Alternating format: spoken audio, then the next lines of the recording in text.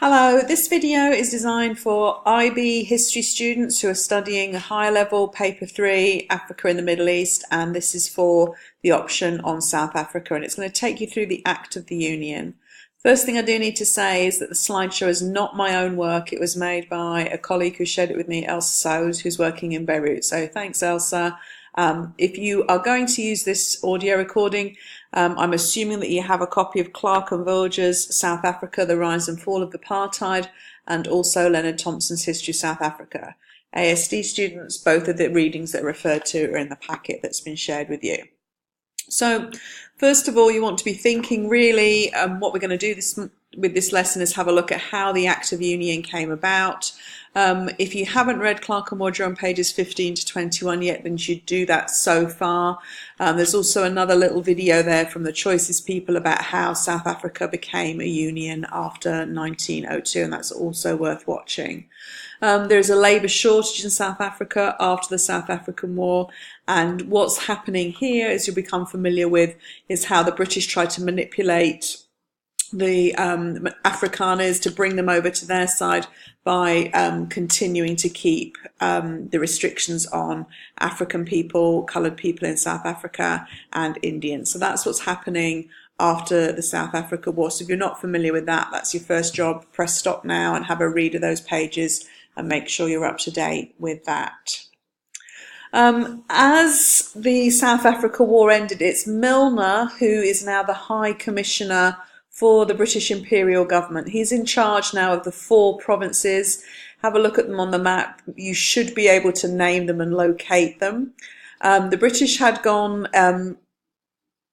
into the South African War really over gold and control of the gold. And certainly the British aren't sort of so naive that they just want to kind of get their hands on the gold mine. What they're looking for is a stable economy and a stable polity in which to run that gold economy. They're certainly looking also after the South Africa War ends to bring the Afrikaners back on side. Remember, within the white community in South Africa at this time, it's less than 20% white at this time, but the majority of those white peoples will be Afrikaners. So the British now are the white minority of the white minority, as it were. So they are hoping to try and settle the Transvaal and Orange Free State. That doesn't really happen for a number of reasons. There are far more Afrikaner women than there are British women, and so sort of setting up and starting families. Most of the British people have arrived looking for work in either the diamond or gold mines and are there as entrepreneurs to make some money. So the kind of planting of Britishness is not really going to happen in South Africa at this time. So the kind of expectations that Britain had as they entered the South Africa War are not really coming through perhaps in the way that was anticipated at the end of it. So that's something else to keep in note. They've won the war, but will they actually kind of win the peace? And that's a good sort of theme and question to think through as you're preparing for paper 3. In terms of what Milner gets, as I said to you, there's no real mass immigration of British people into the Afrikaner majority. That still remains. And in actual fact, because of the abuses of the South African War, particularly the concentration camps and the harsh treatment of the Afrikaners by the British, if anything, Afrikaner nationalism is concentrated and revived. New political parties are coming through and new leaders are coming through in the different states as well. British South Africans themselves are also divided. There's a kind of group of sort of, hunter fortune seekers as well as administrators as well as business people. Remember, most of the capital investment in South Africa at this time was coming from the British as well. In terms of the attitude of the British towards the South Africa, I'm talking about the government in London. Generally, it's about preserving British interests, particularly financial interests, and that will happen at the cost of African rights. And South Africa is going to be treated in the same way that Canada, Australia and New Zealand are. Landowning companies in the whole region across the Transvaal, probably one of the most productive areas of South Africa, they're making plenty of money selling food to the gold mining towns. Africans actually can avoid working for whites in the mines. Farming is generally fairly productive. There's a rebellion in Natal to try and get Africans back into there's a rebellion against trying to get Africans back into the former labour market. It's easily crushed by the British. So there is a labour shortage. This is a persistent problem. A solution is found by bringing in Chinese labourers. This really does not go down well at all, and the Chinese workers are treated worse than African workers, but eventually there's coming to a solution, particularly from Afrikaner nationalists, that there has to be a way forward without bringing in more non-white people to solve the labour shortage problem.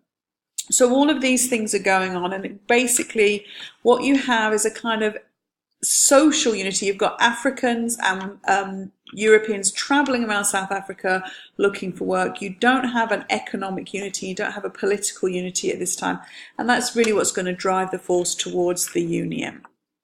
In terms of self-government, the British sort of set up sort of some kind of federation at this time after 1902. They allowed Transvaal and the Orange River Colony as the Orange River State has become a constitution and a parliamentary form of government. Afrikaners are dominating politically in both of these former republics, and they are now kind of threatening to become some type of self-governing British colony with Afrikaners rather than British in charge. So it does seem that the British are kind of losing control a little bit of this situation. They're not getting what they want. If you've got access to Thompson, you can have a look there on page 148, and that takes you through a little bit of some of the reasons why the British are perhaps not kind of reaching their successes that they hoped here. So there's things coming together. The Natal issue is key, and if you've read Thompson page 148, you'll see it really is to do with the significant black majority in Natal, as well as this sort of fear that the whites could lose control there. So there's real pressure. Kind of the Natal problem is one of the things that sort of drives things forward. That is a significant African rebellion against the poll tax in 1906. I referred to earlier, the Bambatha rebellion. So as you can see on the slide, there's a number of different things that are kind of gelling up to form an idea about the union. But really the trigger, according to Ross, is that it's now that economic union, customs duties, those things, they're actually stopping South Africa developing as well as it might be. Customs union issues, railway rights are the things that Ross points out.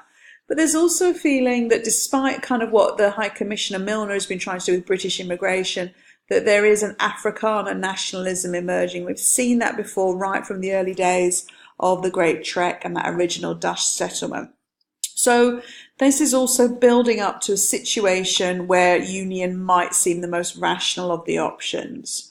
A national convention is held in 1908 in Durban, and really this is the beginning of how it all comes together.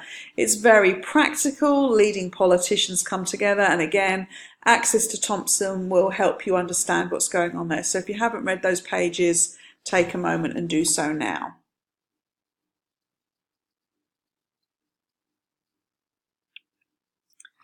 So the Constitution is approved in 1909 for a union of South Africa, and it's going to be a huge compromise and some of the challenges that South Africa faces today in terms of a split parliament, with Pretoria being home of the executive, Cape Town being home of the parliament, and Bloemfontein being home of the Supreme Court, still kind of string South Africa up today with some of the issues.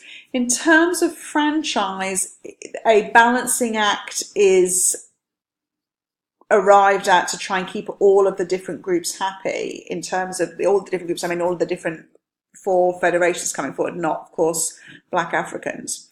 In the former republics, of course, white men only can vote. In Natal, it's nearly all white men can vote. There's a couple of stringent rules that a couple of black men can squeeze through. In Cape Colony, it's an economic requirement by which you get the franchise. It mostly is white men. About 80% of white men can vote. Coloured men, about 13% of them can vote. And Africans, 2% of them had the franchise. Members of Parliament had all been white in practice, so there was no formal provision, but simply the property qualification restricted Black Africans from that access. So the existing franchises in each colony are maintained, and only men were allowed to vote. Plans are being made to include white women again to continue to try and dilute the black vote further, and there's a rule set up that only white men could enter Parliament. So the South African Union comes about in a very practical sense, in terms of that this is the best solution now for South Africa as it moves forward, but it'll be an Afrikaner South Africa, not a British South Africa, even though South Africa is part of the British Empire. But the British do approve. There's a little bit of cold feet around the sort of the colour bar and the sort of the race issues here, but in the end, the crucial decision is made, and really in order to keep the Afrikaners on side, then the sacrifice is made at the expense of the black population. Needless to say, the African locals, the blacks and the coloured people of South Africa do not take lightly to this. There's serious petitions, there's uprisings, but to no avail.